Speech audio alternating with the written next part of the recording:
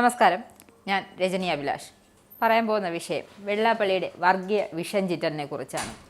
വെള്ളാപ്പള്ളി നടേശൻ കഴിഞ്ഞ ദിവസമാണ് മലപ്പുറം ജില്ലയെക്കുറിച്ച് ഒരു വർഗീയ പരാമർശം നൽകിയത്. കഴിഞ്ഞ ദിവസമാണ് വെള്ളാപ്പള്ളി നടേശൻ മലപ്പുറം ജില്ലയെക്കുറിച്ച് വർഗീയ പരാമർശം നടത്തിയത്. അതിന് മറുപടിയായി കുഞ്ഞാലിക്കുട്ടി നൽകിയ പരാമർശമാണ് ഇന്നിവിടെ ചർച്ചയാവുന്നത്. എന്തായാലും വെള്ളാപ്പള്ളി കാരണവർക്ക് വെറുതെ ഇരുന്നിട്ട് ആ ഇരിപ്പ് അങ്ങോട്ട് ഉറയ്ക്കുന്നില്ല. അപ്പോൾ പിന്നെ എന്ത് ചെയ്യണം എന്ന് ആലോചിച്ച് നടന്നപ്പോഴാണ് മലപ്പുറത്തെക്കുറിച്ചൊരു വിവാദ പരാമർശം നടത്തിയത്. കാരണവർ ചിന്ത എന്തായിരുന്നെന്നോ ഒന്ന് വാർത്തയിൽ ഇടം നേടണം. അതിനായി ആ വർഗീയത അങ്ങ് ഒന്ന് എടുക്കണം. നിലമ്പൂർ ചുങ്കത്തറയിൽ നടന്ന SNDP യോഗം കൺവെൻഷനിലായിരുന്നു വെള്ളാപ്പള്ളിയുടെ വിദ്വേഷ പരാമർശം. മലപ്പുറം ഒരു പ്രത്യേക രാജ്യമാണെന്നും ചില പ്രത്യേക ആളുകളുടെ സംസ്ഥാനമാണെന്നും ഇവിടെ ഈഴവരെല്ലാം ഭയന്ന് ജീവിക്കുന്നവരാണെന്നാണ് വെള്ളാപ്പള്ളിയുടെ കണ്ടുപിടുത്തം. സ്വതന്ത്രമായി അഭിപ്രായം പറയാനും എന്തിനേറെ വായു ശ്വസിക്കാൻ പോലും മലപ്പുറത്ത് കഴിയുന്നില്ല എന്നാണ് ഇയാളുടെ കണ്ടെത്തൽ.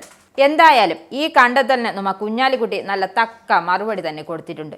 എന്ന് വെച്ചാൽ വെള്ളാപ്പള്ളി അക്ഷരാർത്ഥത്തിൽ അങ്ങ് വലിച്ചു കീറി ഭിത്തിയിലൊട്ടിച്ചു. എന്താ തൻ്റെ ഉദ്ദേശം? വെള്ളാപ്പള്ളിയുടെ ഒരു പ്രാധാന്യവുമില്ലാത്ത ഒരു വൃത്തികെട്ട പ്രസ്താവന. ഒരു പൂച്ചക്കുട്ടിയുടെ പിന്തുണ പോലും വെള്ളാപ്പള്ളിയുടെ പ്രസ്താവനയ്ക്ക് കിട്ടിയിട്ടില്ല. ഒരാള് പോലും നല്ല അഭിപ്രായം പറഞ്ഞിട്ടില്ല.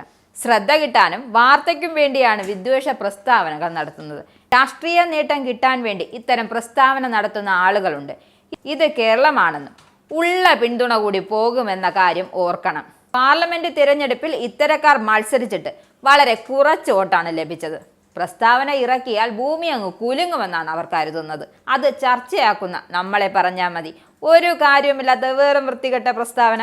എന്തായാലും മുനമ്പം വിഷയത്തിൽ സഭാ നേതൃത്വവുമായി ചർച്ച നടത്തുമെന്നും പ്രശ്ന പരിഹാരത്തിനുള്ള ശ്രമങ്ങൾ ക്രൈസ്തവർക്കൊപ്പം നിൽക്കുമെന്നുമാണ് അദ്ദേഹം വ്യക്തമാക്കിയിരിക്കുന്നത്.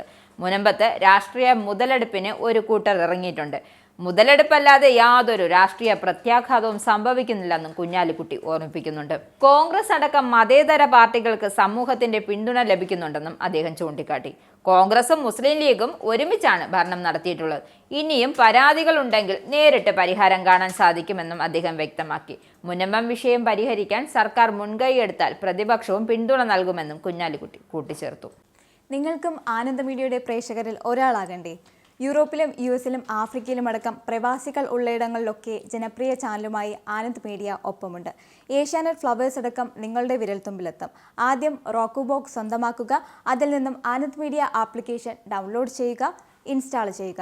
എന്നിട്ട് 0208586651 എന്ന നമ്പറിൽ ഞങ്ങളുടെ കസ്റ്റമർ കെയറിൽ ബന്ധപ്പെടുക. അല്ലെങ്കിൽ +91 735 660 3747 എന്ന നമ്പറിൽ വാട്സപ്പ് ചെയ്യുക. ആനന്ദ് മീഡിയയുടെ സേവനങ്ങൾ സ്വന്തമാക്കുക. മറ്റു ചാനലുകൾക്കൊപ്പം ആനന്ദ് TVയും എൻജോയ് ചെയ്യുക.